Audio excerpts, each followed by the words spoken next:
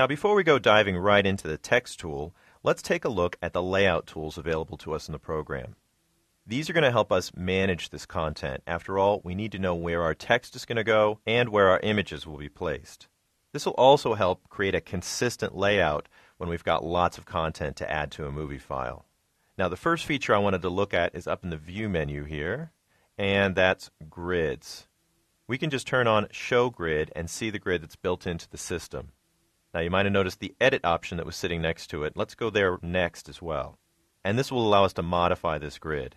We can change horizontal and vertical sizes, and what we're setting up is snapping points for all the different objects we're going to be using in our page. Let me change the horizontal to 100, and we'll set the vertical to 50. I'll also turn on the Snap to Grid option.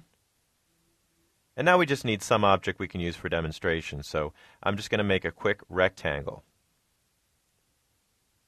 You can see when I choose my selection tool and click on that rectangle, we've now got automatic snapping to any one of the grid points or lines, and we can easily line up multiple elements on our page this way. Now the grid itself is going to be invisible. It's not going to show up in the final movie file, but that's a good basic way to allow you to arrange all the elements on your page. Now another option that's a little bit more free-form is using guides. So let's go and switch off our grids first. I can go right back to the View menu, and I can turn off the Show Grid.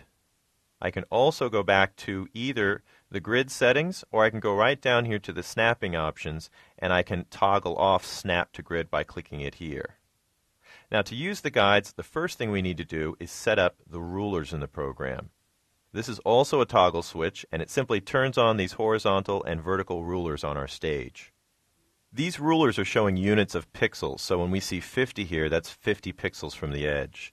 And I'm just going to use my space bar to get the hand tool.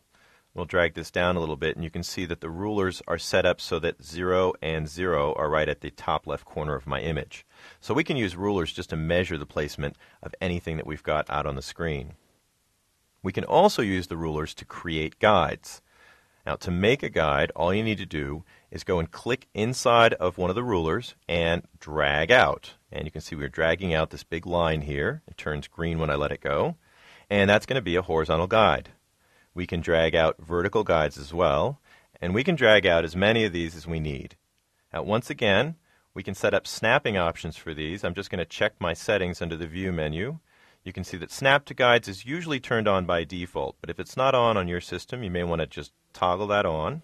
And we should be able to grab our object and snap it to any guide. We've got snapping to intersections, snapping to the right-hand side, and even if I use my scale tool, I can pull these handles out and snap them to guides as well.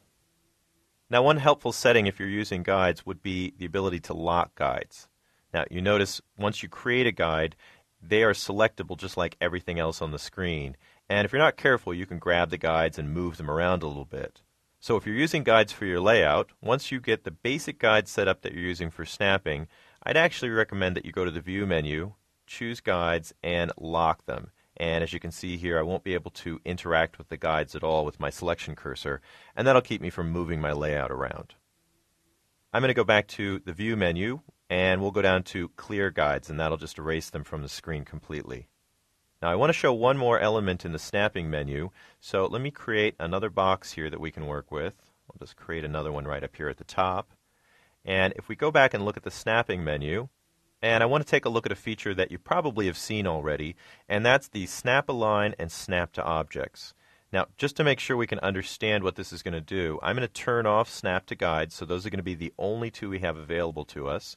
And with those two options, I'll just select one of our two objects here, and you'll notice that if you get in line with any object, I get these dotted lines that will pop up, and that will allow me to very easily line up two objects in either a horizontal or a vertical way, snap and drop, without having to place any guides or grids. We just need a single starter object that we can line the other elements up with.